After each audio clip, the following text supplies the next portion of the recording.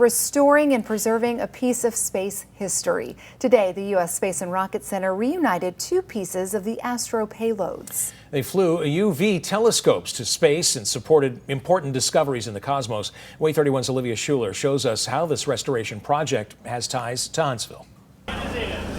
The U.S. Space and Rocket Center are now home to a large piece of space history.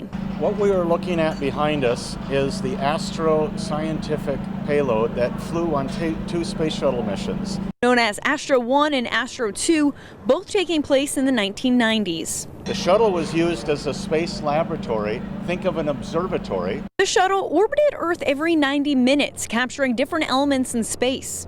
3 ultraviolet telescopes on that large structure behind me were pointing at particular stars, planets, galaxies, different objects of interest. Once the two missions wrapped, the telescopes on board the mission reunited to their original developer. Good news is, of course, those telescopes were preserved.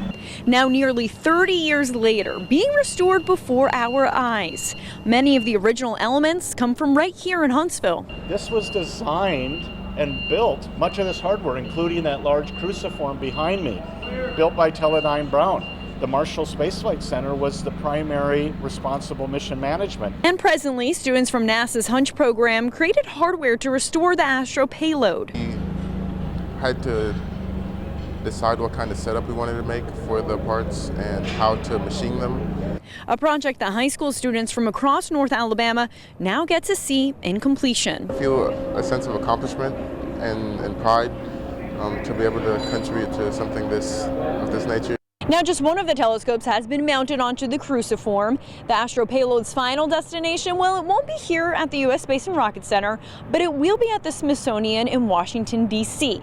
In the meantime, for the next couple of years, you can check it out right here. Reporting in Huntsville, Olivia Schuler, WAAY 31 News.